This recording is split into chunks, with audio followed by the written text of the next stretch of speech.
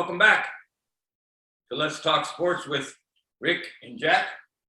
My friend Jack, how are you? Maintaining as usual. Maintaining as always. Life's good? Life's good. Good. Looking forward to this show for a lot of reasons. I don't know which story we should start with first. As you all know, a lot's happening in sports. And to me, there's about 3 stories that I'm very interested in. We got the Medina Spirit Kentucky Derby winner, wait a minute, maybe disqualified, the Bob Baffert situation. We got Tim Tebow signing with the Jaguars as a tight end. My God. And we got Louis Pujols, of course, such a great player. Albert Lewis, that's his brother. Albert Pujols. Angels get rid of him after, 21 years in the majors? All those years with St. Louis and all those home runs and those 10 years with the Angels, they unceremoniously tell him goodbye. I guess he wanted to play every day, and they said, we can't guarantee you play every day. And so they put him out on, the wire, and nobody's picked him up because of his salary. He's going to have to play for less money somewhere. I imagine he'll be somewhere. But which one of those stories you want to go with first? Albert Pujols, Tim Tebow, Bob Baffert / Medina Spirit? Let's go horse racing because with Bob Baffert, we were able to talk about the Preakness, follow right after that. So, wow. Let our viewers know what's going on with Bob. Well, as most of you know, you're sports fans. All of a sudden, Sunday, Bob Baffert came on television, and it wasn't the people at the Kentucky Derby. They were going to keep it quiet, actually. They wanted to figure out what they were going to do. Baffert got wind that his horse was potentially going to be disqualified for using betamethasone in the horse's system, which is an illegal drug. It's used for inflammation. Bob quickly said that my horse has never had that in its system. It's never happened. But then yet today he came out and said, we used an ointment. No. Not him. His lawyer did. Lawyer Bob, whatever it is. Hey, today they're saying, oh, yes, my God, there is betamethasone in this ointment that we gave. The vet, not that they did, but the vet prescribed. Yeah. So what's funny about that, and I mean, I'm a big Bob Baffert fan. I really am a big fan of Bob, and he's had a great career. Give him his props. I give him his props, but honesty is honesty. Cheating is cheating. And funny thing is, his horse, Gamine, who came 3rd in the Kentucky Oaks last year, had the same medication in its system. So now we've got Gamine, who was 3rd last year, who was found to have a drug that is not legal in its system. We find Medina Spirit with the same drug in its system. But Bob says his horses have never had these drugs injected into their system. Do you believe him? No. What's your take on the whole thing? My take is it's simple. He has a team that he works with. He may be a head trainer, but he's not in there on a day-to-day. Obviously that when these big races are up, he's more involved. But as far as his team, it's just another routine going to the vet. They prescribe him something. But the second ingredient on that medication, it said it had the betamethasone. Easy to say, right? A little tongue twister for me. Yeah. It's the second ingredient in it, so I don't get it as far as what did he not get that it was in this? It's in the system based on the second ingredient in the medication.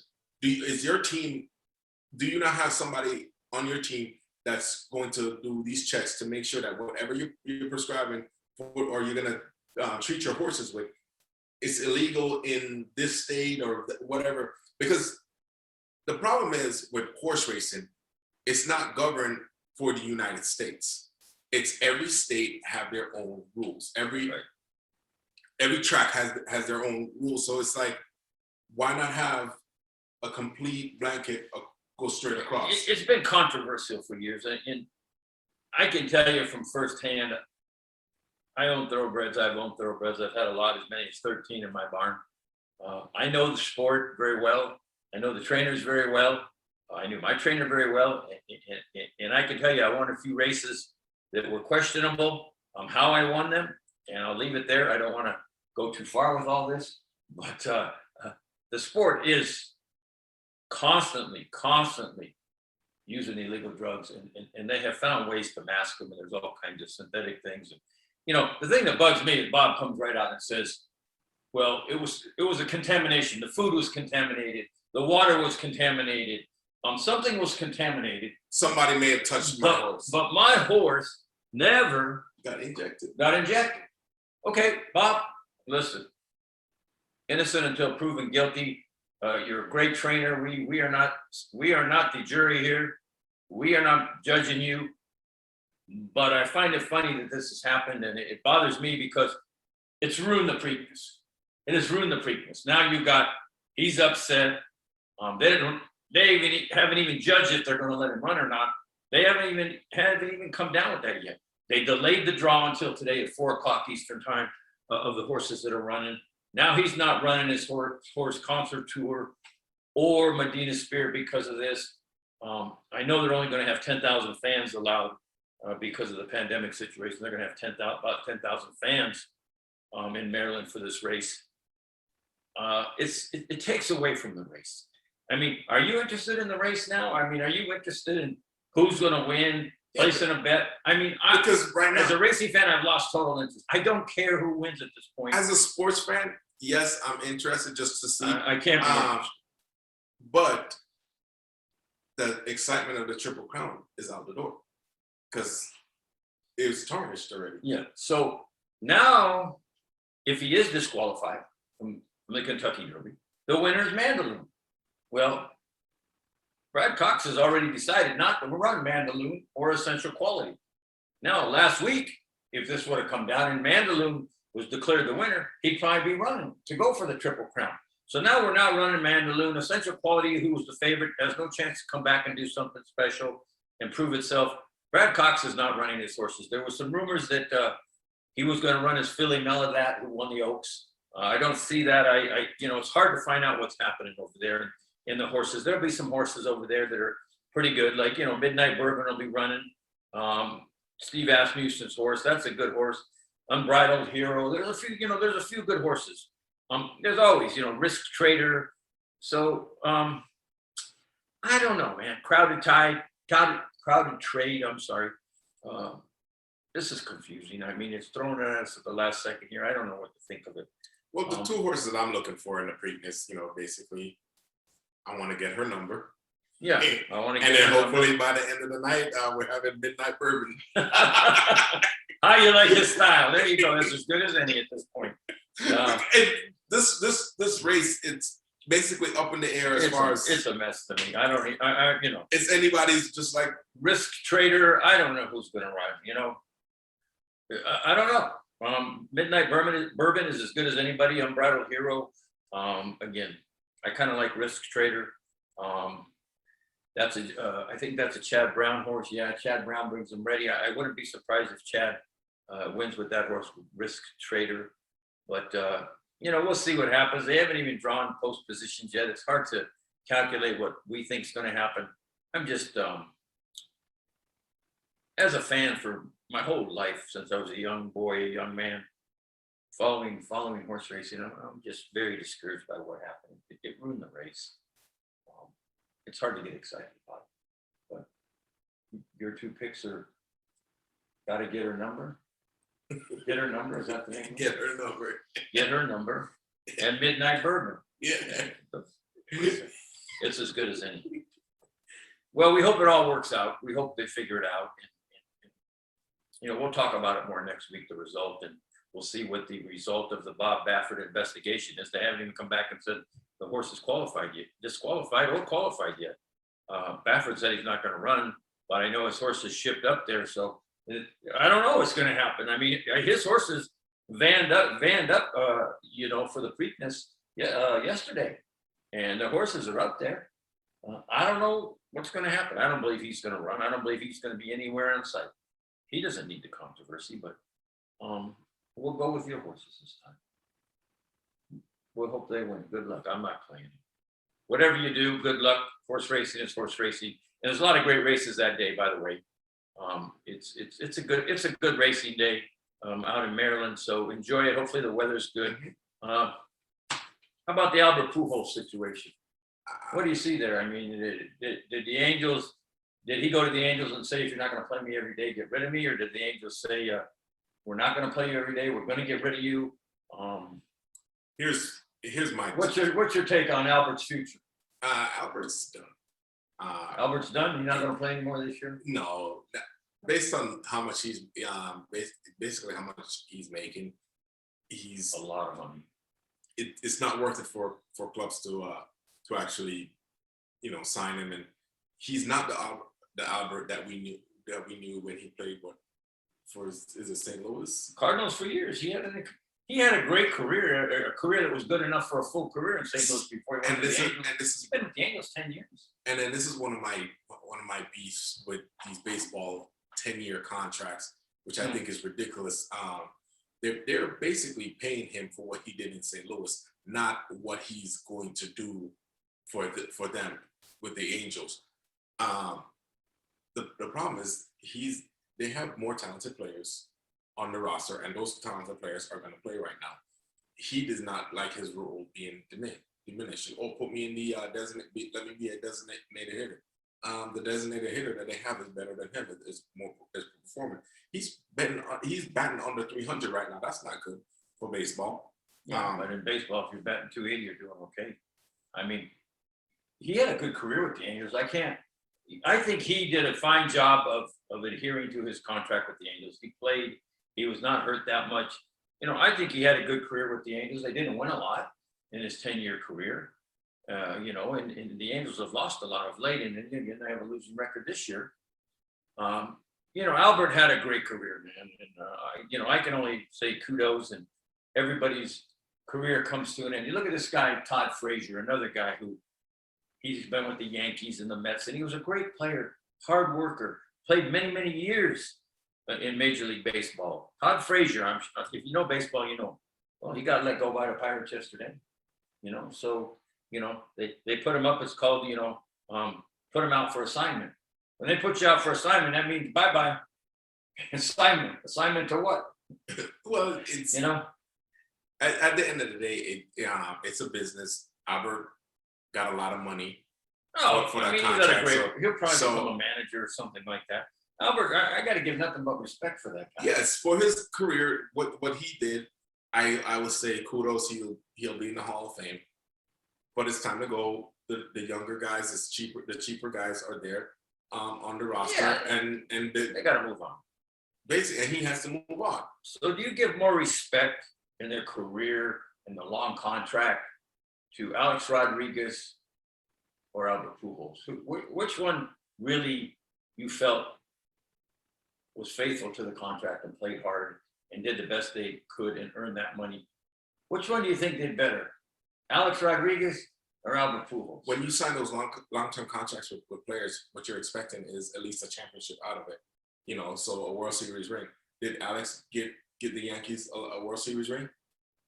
I don't know. Yes, he did. He did? Yes. Yeah, he did? Yes. But I'm trying to think back.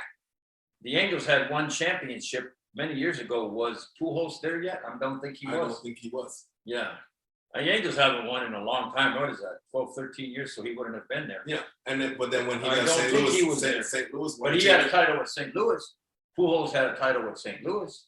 So, it's just weird, those long contracts. I'm not a fan of it. It all started with Bobby Bonilla, who never, met his contract. And, they had guys that, had some long-term contracts. Barry Bonds. Barry Bonds, he kept up to the terms of his contract. It's just a big contract, but it's time for Albert. It's time for guys like Todd Frazier, who have been good players, to move on and let these younger guys do it. The Angels are trying to make something of themselves. They're trying really hard there. I think they're 16 and 18. Yeah, 16 and 18. But concerning baseball, teams are really inconsistent. We've played about 40 games, and you look at certain teams. The Yankees are starting to play good ball. The Mets have been up and down. The most consistent team, interestingly, has been the Giants. The Giants and the Brewers. The Giants are playing great ball. The Dodgers are playing horrible ball. Here's the thing: when you said the Dodgers are playing horrible ball, the problem with the Giants or the problem with the Dodgers is they're not closing out a lot of their games. They're losing these bullpen's horrible. They're losing these one-run games. So that's fixable. Yeah, you can trade it and get an ace in the bullpen. You can get a good closer, and they'll fix the problem. And in a sense, it'll fix over time. Some of the other teams, hey, like my Mets, I'm very disappointed in them right now because they're supposed to up, down. On paper, win they're two, supposed lose three, win three, lose four. I mean, and that's a lot of teams. You look at the way Oakland was playing. Oakland, what did they win? 12 in a row? After they started, they won 1-10 or whatever it was. It was some crazy number. Then they won. And now they, up and down every day, but that's most teams. There's very few teams that are showing the consistency. St. Louis is playing the only good thing ball. consistent right now are starting pitchers or out-pitching hitters. Dominating the game. Big time. Dominating the game. It's so many strikeouts. We've had, how many no-hitters already this year? I believe. Is it 4? 4. It's crazy. I mean, in guys that are like journeyman pitchers. This guy that won the other day, I'm like, he's 32 years old, been on 6 teams.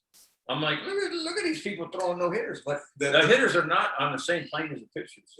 The problem, a lot of shutouts, man. About 15 years ago, we decided that it's either home run or strikeout. I'm either going to hit a home run or I'm going to strike out.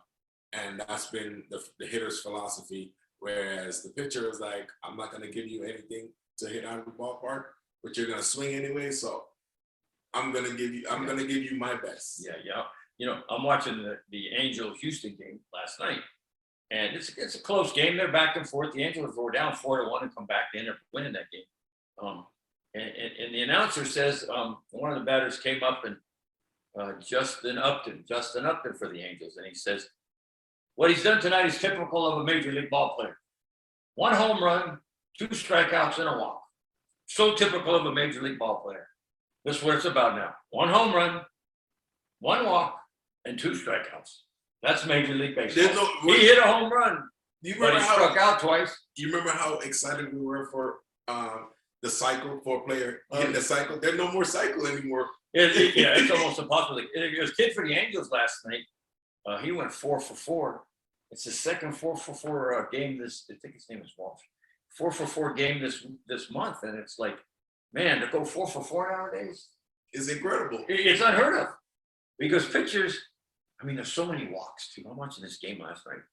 And the bases are getting loaded by walking people. And in baseball, just it's a long, drawn out thing. And I'm watching Houston and the Angels last night in between watching Golden State and Utah last night. I'm just back and forth. I can't stand commercials, so I'm back and forth. But it's interesting. I was curious. I want to get your take on last weekend. What happened? The events at Yankee Stadium when Houston came into town. The way those fans treated the Houston Ball Club and the disrespect and the disregarding the signs and the hollering at them. And I mean, Houston really took a beating from the Yankee fans. What was your take on that? I think they never got over the cheating. Most teams haven't. And that's the thing, that they felt that was the year for Yankees to win it, and Houston beat them to go to the title. And so this was like the first time for them to really give their opinions on screw you, Houston, and they give it to them. Hey, man, as they should. Those Yankee fans were brutal, man. Well, they're getting the treatment that MLB should have came down on the Houston organization. Yeah. None of those players got suspended. They didn't get suspended because one of the things, like, hey, they want to make sure that they got the full story, and in order for you to get the full story, players had to be reassured that they weren't going to be punished for what happened. Everybody knew it was happening. So, but in order for them to really get deep into the story, players had to come out with basically, you can snitch all you want and nothing will happen. We just want the story.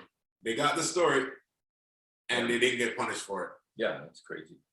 It was wow, it was crazy to watch. I was like, man, these fans are being brutal. Baseball it's early, 40 games. I mean, that's a fifth of the season. We got a lot of games to play, and like you say, the Dodgers will be fine. Some of these other teams will be fine. I don't expect the Giants to continue to contend. The better teams are going to come around.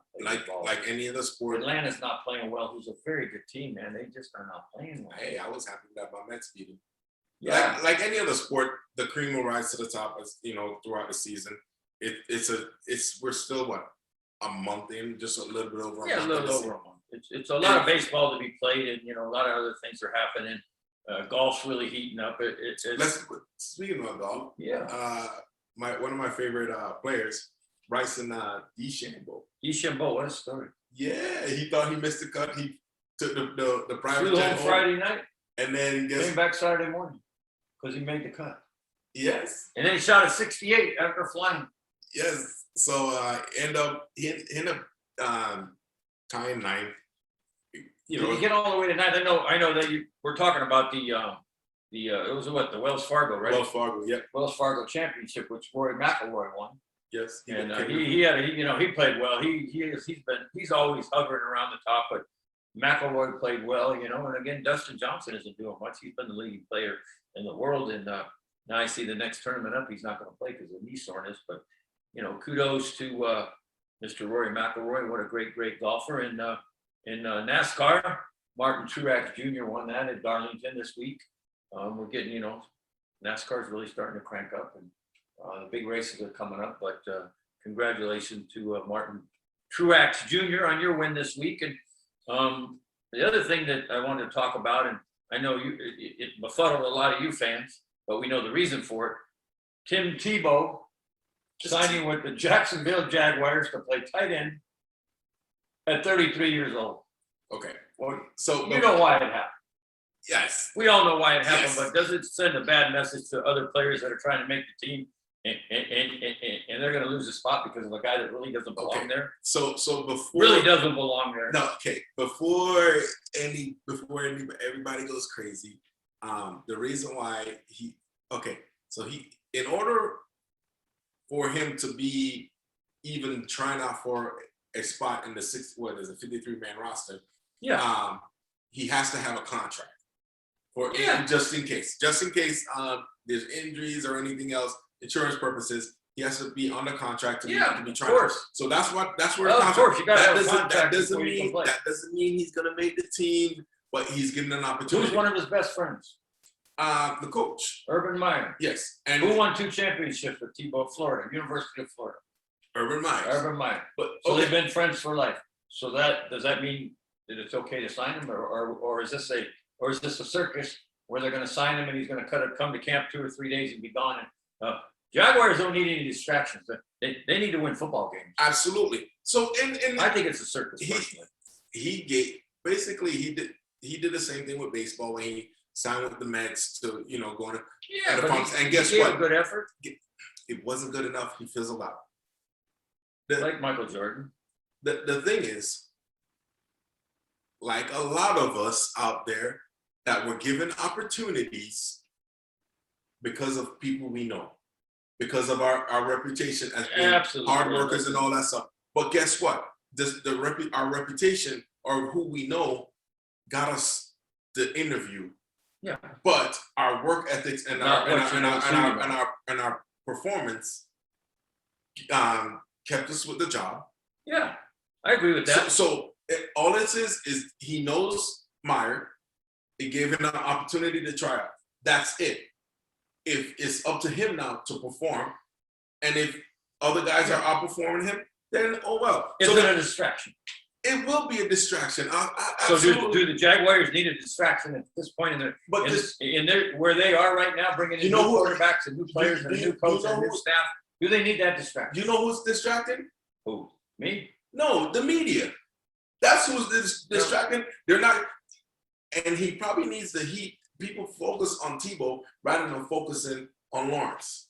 And that's why he's there, so that Lawrence could just do his thing, so that they're not worried about Lawrence. Everybody's focused on Tebow and not the lack of whatever Lawrence, because Lawrence is going to play day one. Oh, I know. So at the end of the day, I know. Just like people, they're expecting Zach Wilson to be playing day one with the Jets. yes, and guess what? He'll be playing day one. He'll still have to perform. Tebow will have to perform in order to make the 53-man roster. And Lawrence, he's not going to make it. So then, so why the sideshow?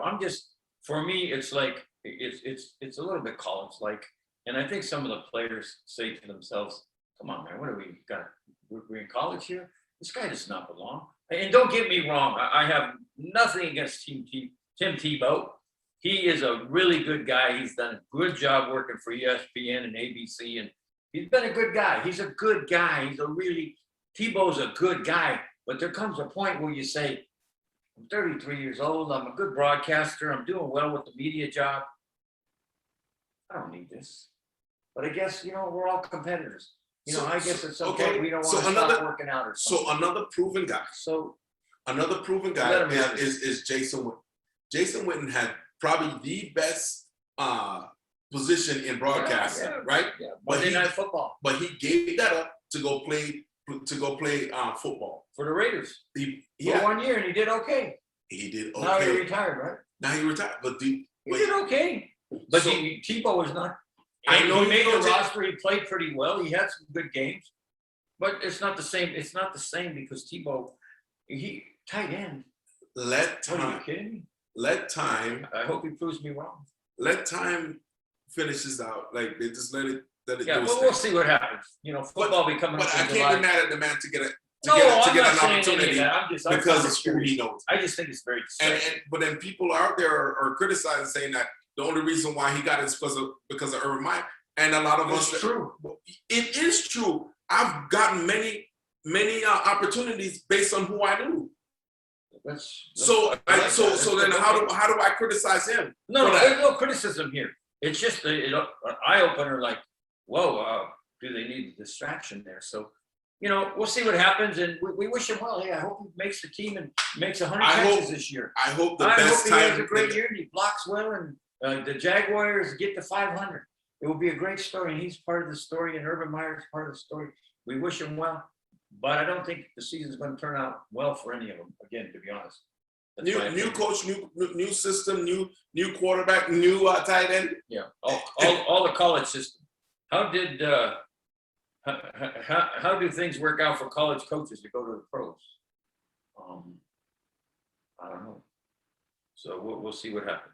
We'll see how this college coach who hasn't coached in how many years, Urban Meyer, who left college because of health issues at Ohio State. I think, again, the heat was so bad over there for the improprieties that were going on that he left and said it was his health. We'll see what happens. But I want to talk about one quick thing before we leave. DK Metcalf. What a stud. Did you see him running at 100 yards, trying to qualify for the Olympic team? Yeah. What do you run, 10.43 or something like that? Against these smallish type of guys. He was towering over them. He looks like the big kid in the sandbox. To run that fast. And again, he came in last in his heat. So he's done. But I was so impressed by him. Man, what is he, about 245? 6'4", 245. So to run at that speed. The guy was impressed, man. Kudos to you, DK Metcalf. You're impressive to have the guts to do it. I love it. I love it. You're a man. The guy that won the race, I believe, is 75 pounds lighter than you. And you just imagine how much 75 pounds you carrying that, and you're going that speed.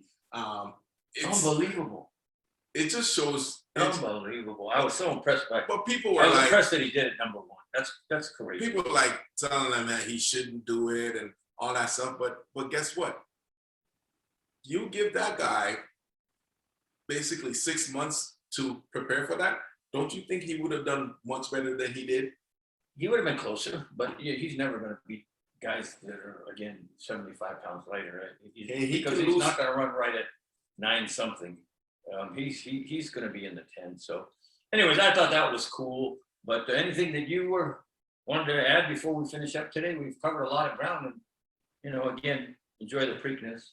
But did you want to cover anything before we finished up today? Aaron Rodgers. Yeah. Everybody has an opinion on it. Yep. What's your opinion right now? I'm going to sit back and wait and see what happens. I'm not going to jump into the water with the rest of them and come up with an opinion what I think is going to happen. I'm just going to let it unfold. Just quickly, my quick opinion would be, and I know we got to go. My quick opinion would be that he's not going anywhere. He'll be in Green Bay this year. You? Agree. Yeah. So good luck to Green Bay. Aaron Rodgers, again, Bob Baffert, I hope it works out for you. You've been a good man for the sport. Lots going on in sports. We'll talk more Major League Baseball as we go. Continue to watch us, please. Like our show. Check us out on WWDBTV, YouTube, Roku TV, Apple TV. There's a lot of places to check our show out. We thank you all for watching and being fans of ours. And if there's any specific sport you want us to touch more, like UFC or soccer or some of the other things that are going on, we can do that. It's just a 30-minute show. And we got to do a lot in 30 minutes this week. Bob Baffert and the Preakness took up a lot of time, and of course Albert Pujols, which again, congratulations on your career. Maybe you're not done, but it's been a crazy week, and I'm sure next week will be just as crazy. Please watch our NBA show that we also have the different social medias. Thanks for watching. Thanks for tuning in. Go Knights, go. Go Knights, go. See, go Knights, go. What a great team. Thanks for watching. Go Knights, go. Thank you for ending that way. We always want to give them credit. God bless. Talk to you soon. Enjoy your week coming up and the Preakness.